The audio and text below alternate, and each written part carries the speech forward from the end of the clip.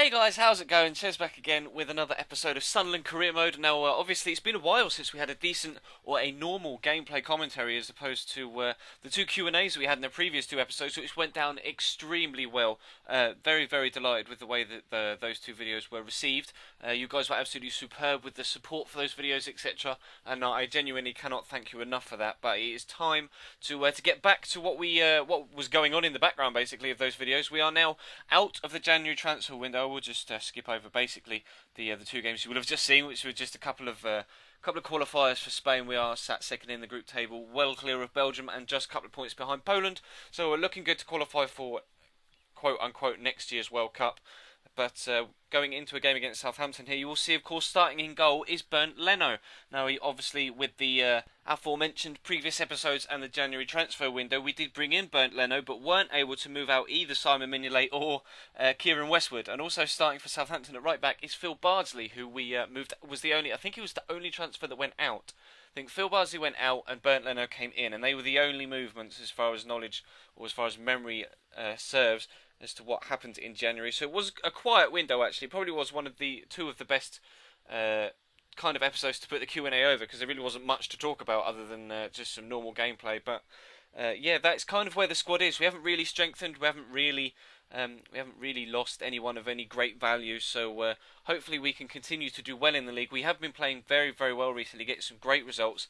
Adam Yayic single-handedly turned around the game against Chelsea that we were, in the end, were able to win with two late goals. We almost went 1-0 up there against Southampton.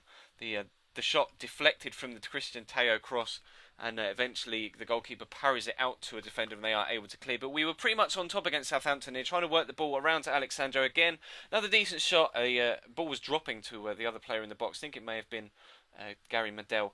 And the defender was able to get an acrobatic clearance away, and then Southampton came at us second half, later on in the second half really, on the hour moment. Jay Rodriguez here with a weird second touch there, but it was enough to get him away from the defender, and a poor finish actually from him. Really, really should have done better than with that. So that was a let-off for us really, and then pushing forward down this right-hand side, James McLean whips the ball in, goes straight for Adrian's head. The defender just gets his head to it ahead of Adrian, and the ball goes out for a corner. And eventually the ball is going to drop to Gary Medel here into James McLean. Another good shot, and the goalkeeper makes another good save. It is straight at him again. And that does seem to be the tendency with my finishing at the minute, both in the Pack Only Road to Glory series and in this series. I seem to be putting shots straight at goalkeepers rather than, accurately placing them into the corners. But we bring on Adam Yates here to make a change, to try and change things around in this Southampton game, because we really need to get some points on the board, because we're 6 points behind top, sat in fifth, outside of the Champions League places. But Bernd Leno there really should have caught that, as far as I'm concerned. Horrific error there, pushing it straight to Jason Puncheon? Yeah, Jason Puncheon's feet, and he puts it into the back of the net. So we go 1-0 down late on, and Adrian here with a chance to bring us back into it. And he just should have finished that. There's no two ways about it. That should have been 1-1. He should have finished that effort there. And unfortunately, we do get a defeat. Bernd Leno getting some consolation from the defenders there. But as far as I'm concerned, that was his mistake that cost us that game. And then we push on into the Champions Cup, back to the Champions League. It is the second phase of the Champions League into the knockout rounds, the second round. And we do have CSKA Moscow. We are at home, obviously, in the first leg, and Tosic here races away, and that was a poor finish from him. Their main playmaker was Alan Zagoev in the middle, and there wasn't really much happened in the first half in that game. It was a very, very even game, it has to be said. And Alan Zagoev was kind of the main creative force for them, and obviously they've got the pace up top in Seydou Doumbia and Tosic out wide. And Tosic again with another disappointing effort after getting beyond the defensive line there. Pushing forward into just before the hour mark now, Lucas Piazon plays the ball into Holtby. Great ball into Adam Yates, tries to place it, going for that accuracy that we've been missing recently, and again it just is inaccurate. It just drifts past that far post. But a couple of minutes later, another corner, Lewis Holtby with the delivery. Unfortunately, the defender gets a block on the initial header, but it comes back out. Holtby's going to whip it in for a second time, and this time Kouyaté rises up to put the ball into the back of the net, and I actively fist pumped and cheered when that goal went in, because I've been so frustrated in that Southampton game, and so far in this game, that I was just delighted to go in front. And Doumbia here drawing a good save from Simon Mignolet. It was a first team that I played against CSK. It was only 2 days after the Southampton game, so there was a lot of squad rotation going on in the past two games.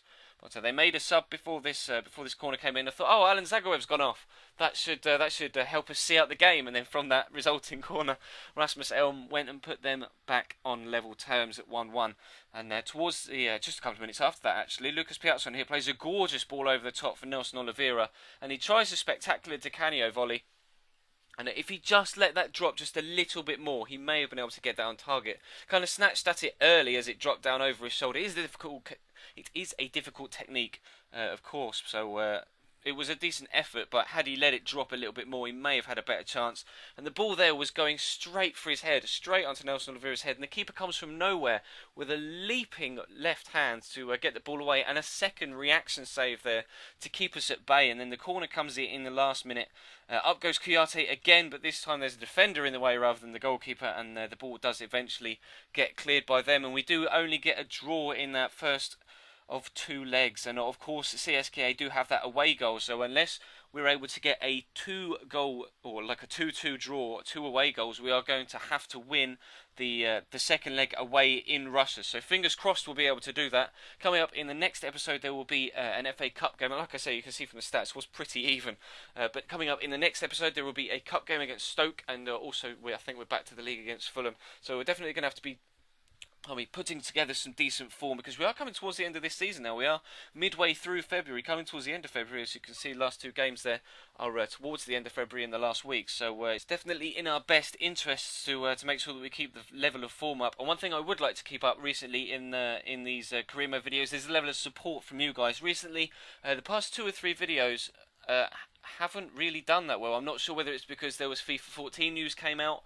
and or of course there was a DLC map pack or DLC content came out for Call of Duty as well, so I don't know whether people have just been throwing themselves into that and not really paying much attention to YouTube, but views and likes etc have dropped by half for the past 2 to 3 days, so please do show this video some extra support. That'd be absolutely fantastic, just to let me know that you guys are actually still there watching. So thank you very much for that, guys. Those of you that have still been coming back continuously is of course highly appreciated. You guys have been absolutely fantastic to date, and this is actually the first slump we've had on the channel for a very long time. It actually may even be the first slump we've had on this channel, so since it was initially set up. So fingers crossed we can get back to the norm by the end of the week. We'll have some other content coming, another player review hopefully within the next 2 or 3 days or so, so keep your eyes peeled for that. Of course, the links on screen to the previous video in this series, and of course a random video from earlier on in the week on this channel, and that is going to be me even signing out, guys. So thank you very much for watching, and I'll see you next time.